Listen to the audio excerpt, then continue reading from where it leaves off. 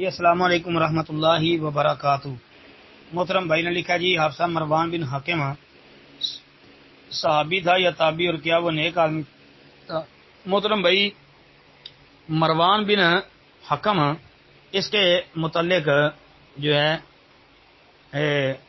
ہمارے کم از کم ناقص علم کے مطابق کوئی صریح جو ہے واضح ایسی کوئی روایت نہیں ہے جس سے یہ پتہ چلتا ہو کہ مروان بن حکم جو ہے وہ صحابی تھا۔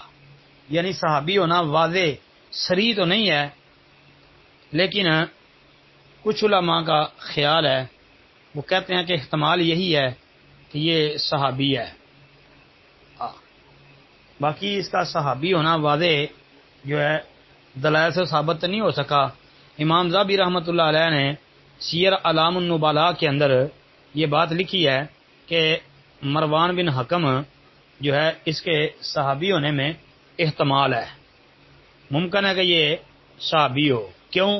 اس لیے کہ یہ نبی علیہ الصلوۃ والسلام کی زندگی میں پیدا ہو چکا تھا، یعنی مطلب اس کا غالباً جو سن ولادت ہے نا، ولادت والا جو اس کا معاملہ ہے وہ جی یہ بیان کیا جاتا ہے کہ یہ 2 ہجری یعنی ہجرت کے دوسرے سال یہ اس کی ولادت ہوئی تھی، سن 2 ہجری میں۔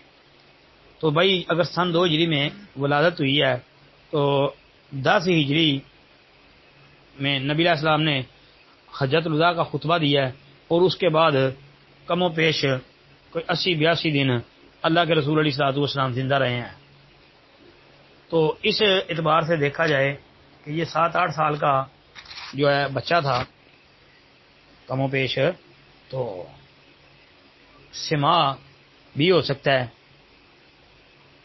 اور رویت بھی ہو سکتی ہے، بس یہ احتمال ہی ہے جس طرح امام ذہبی رحمۃ اللہ علیہ نے کہا ہے، باقی کوئی صریح بات نہیں ہے جی، واللہ اعلم۔ السلام علیکم ورحمۃ اللہ وبرکاتہ۔